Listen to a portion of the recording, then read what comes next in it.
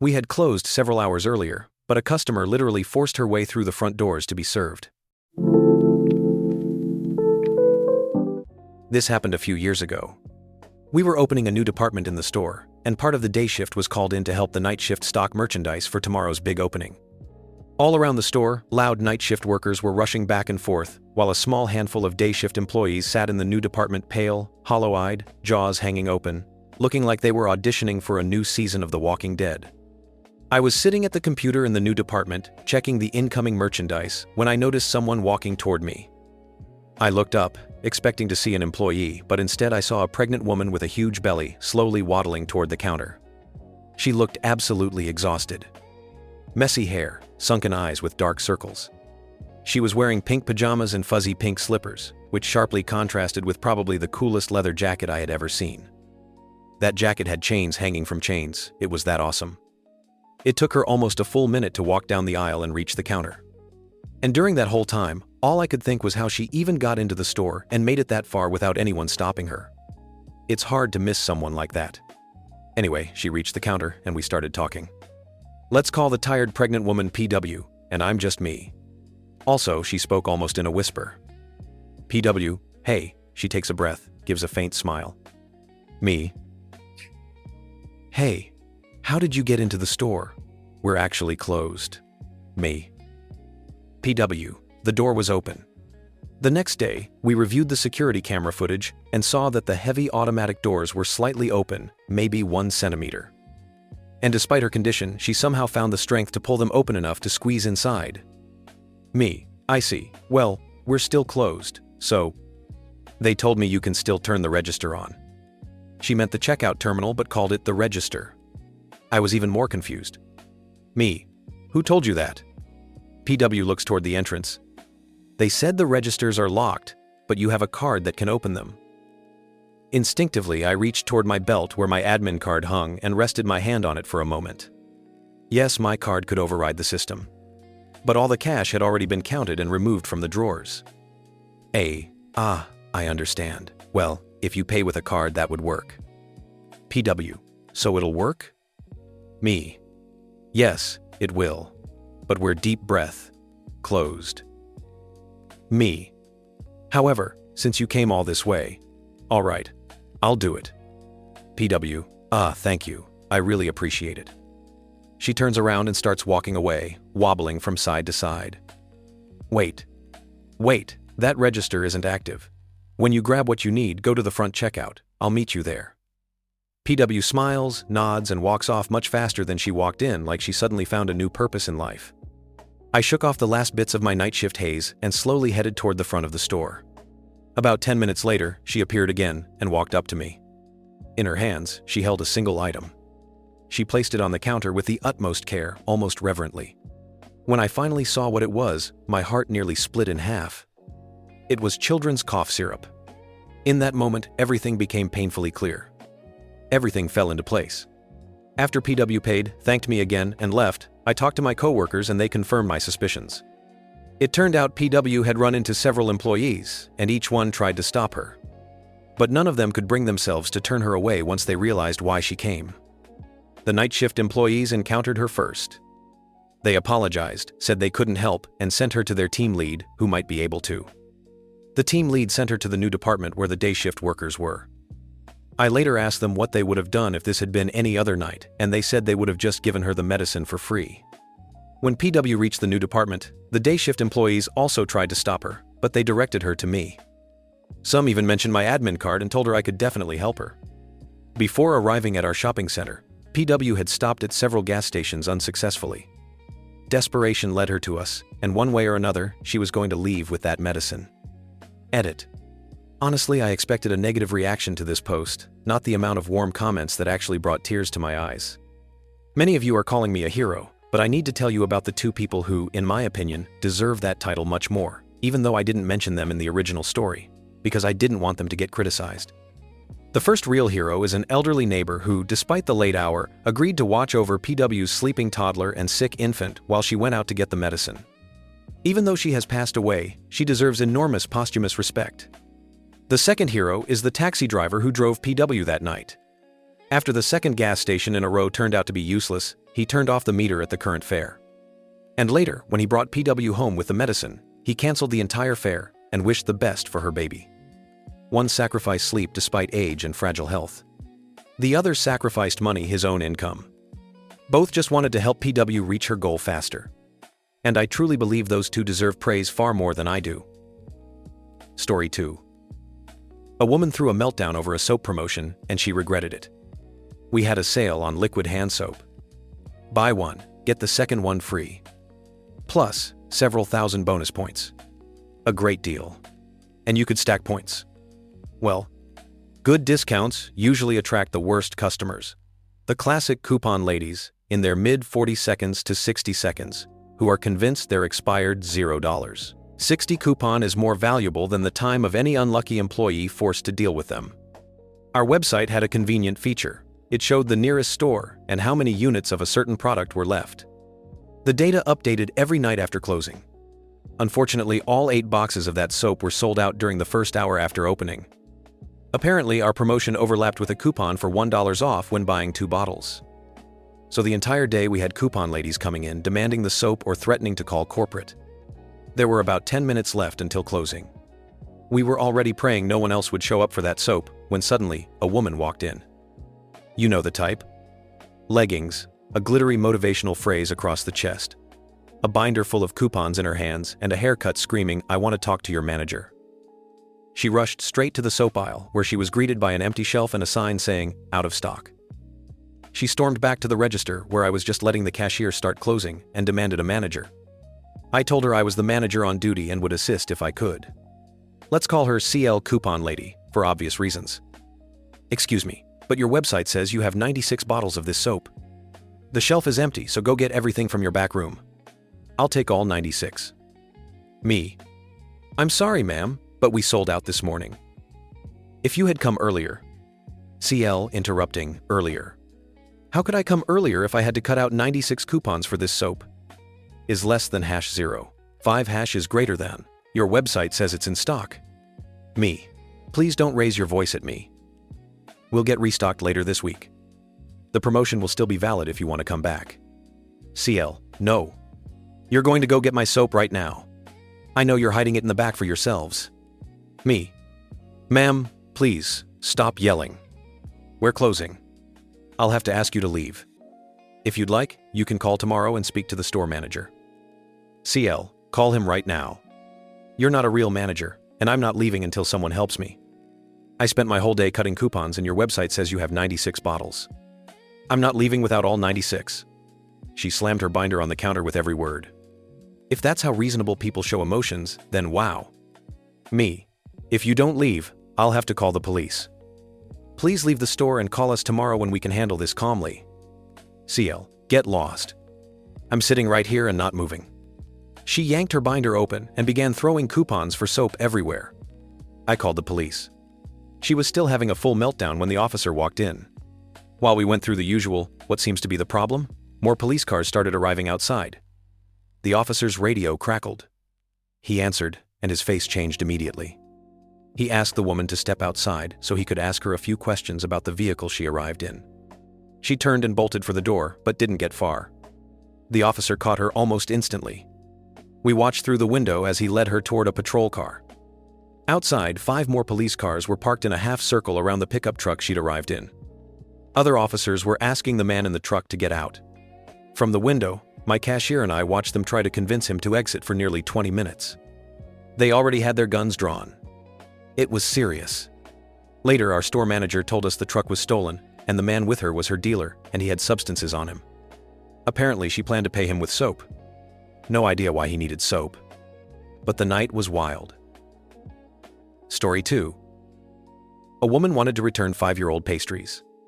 Lately, I've been remembering this story a lot, so I decided to share it. Maybe someone else will laugh too. For context, this happened in the fall of 2020 or 2021, when I worked retail for a short time before starting college. I worked in a small store that mostly sold frozen ready-made foods from popular brands. The sales floor was tiny, and because the product range was very specific, there weren't many customers. The checkout area was basically a long counter along the back wall, a passage between the break room and the freezer rooms for employees, and a second small counter with just one cash register. Usually there were 2 of us working, sometimes 3. So when customers came in, one stayed at the register, while the other made sure the freezers were stocked. I was standing at the register, waiting for the few visitors to finish choosing their items, when suddenly the front door burst open with a bang. A short woman in her 60s or 70s ran in, carrying a plastic bag tied shut with a hair tie. And she radiated pure righteous fury. She marched straight to the counter and slammed the bag down with force. Let's call her Pastry Lady. PL, I need a refund for this product. I prepared these pastries for my family and they were hard as a rock and disgusting. Me, oh, I'm sorry to hear that. Let me check the product code so I can process the refund. I took the bag, which was already sweaty with condensation, and started looking for the barcode. The packaging was crumpled, clearly torn open roughly and tied back together carelessly. I examined the whole bag but couldn't find the code. I assumed it must have rubbed off because the plastic was worn and faded in places. Me, I'm sorry ma'am, I can't find the product code on the packaging. Let me try to search it manually in the system. Pastry Lady huffed loudly. I typed the product name into the POS system. Our system had been glitching ever since I started working there, sometimes not showing products, sometimes showing wrong inventory, so I wasn't shocked when the product didn't appear at all. By this point, several customers had lined up behind Pastry Lady, and she looked more irritated each second. I started to panic. Is less than #0. 5 is greater than. My coworker was somewhere in the freezer area and had no idea what was happening. So in a desperate attempt to find the code, I told Pastry Lady to wait a moment and went around the counter to search for the pastries myself in the freezers. I hoped I could match the SKU manually. The problem was, I was honestly bad at this job. We were required to know exactly where every product was located, and the manager constantly tested us. For some reason, products never stuck in my memory. As I ran from freezer to freezer, all I could think about was how stupid I looked and how the manager would yell at me again for not remembering that the tuna casserole was stored next to the potato casserole and for not being able to find these pastries. Eventually, I checked every freezer. There wasn't a single bag of pastries anywhere. All the customers were still lined up. Pastry Lady looked like she was about to explode, and I was melting down internally.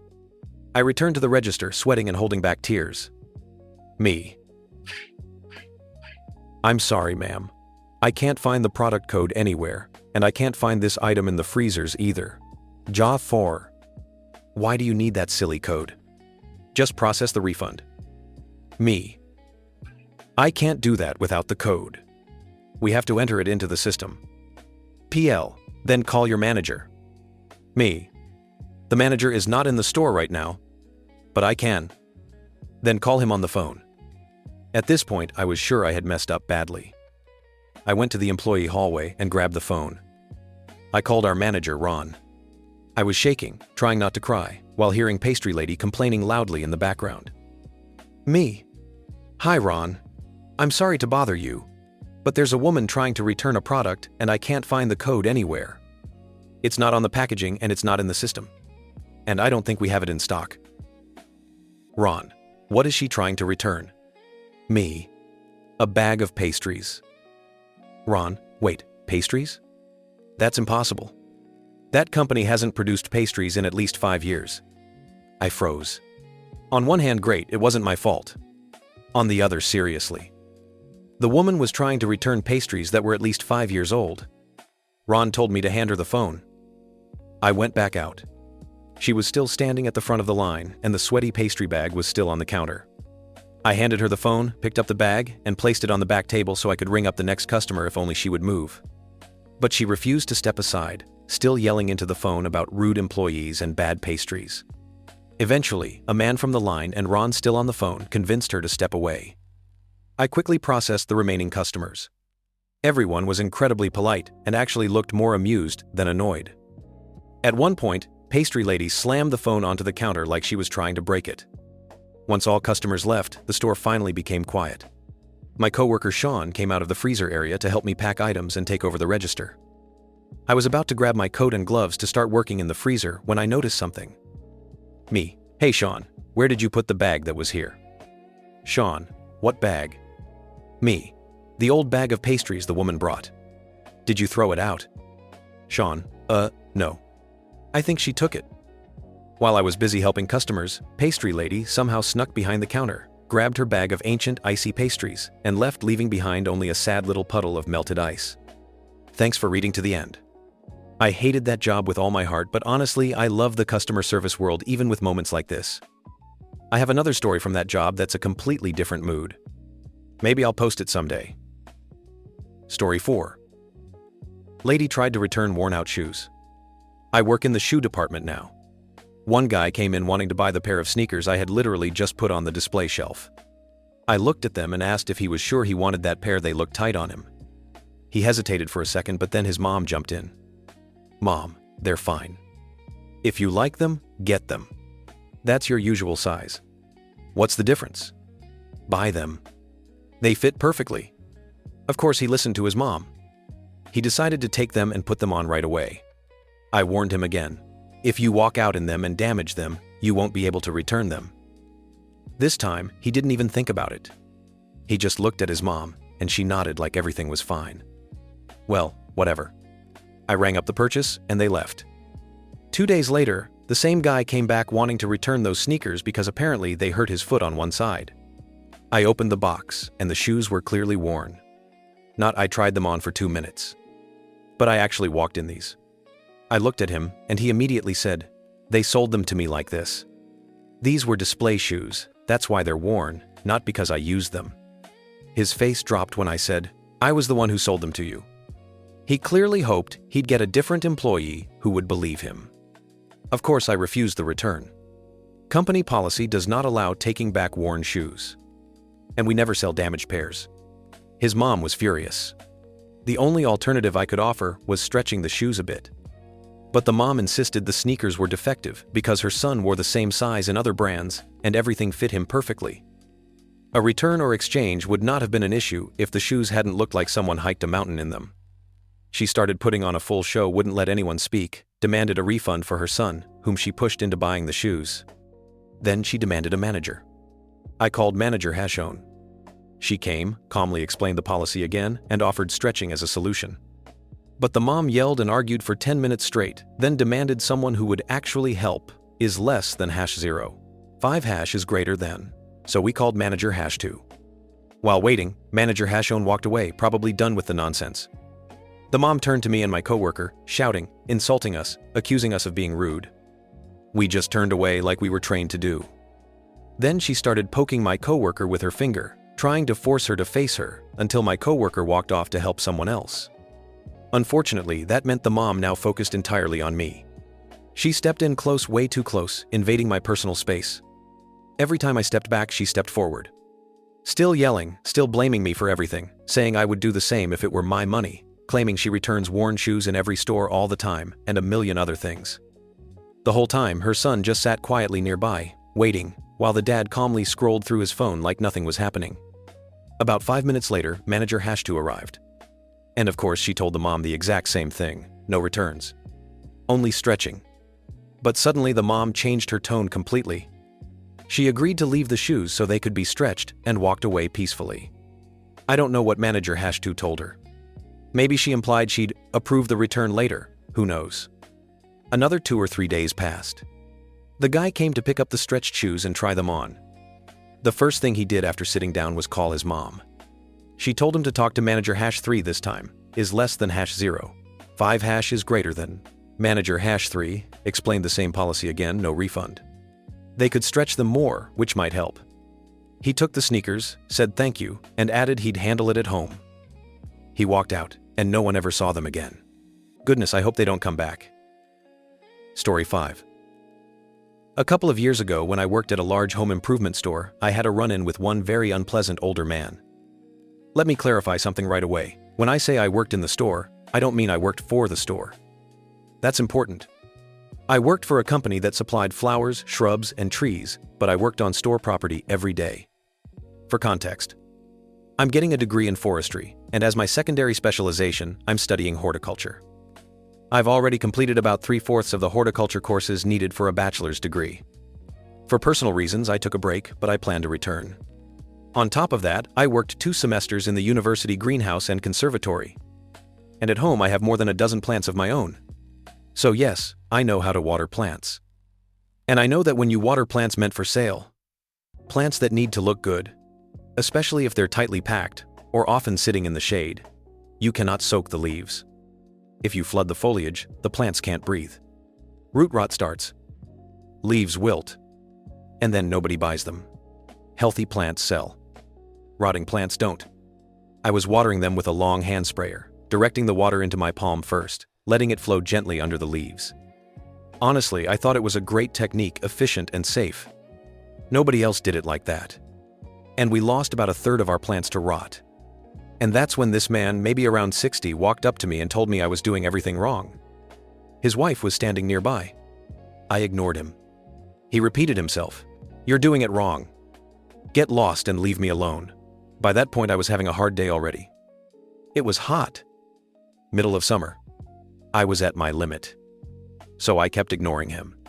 Then he said it again louder and added that I was stupid, that I was watering wrong, and that he had run a commercial greenhouse for 30 years, so he knew what he was talking about. And after he called me stupid, I turned to him and said loud and clear, "Get lost and leave me alone." He froze for a second, shocked. Then he started yelling, "Where's your manager? I'm going to report you."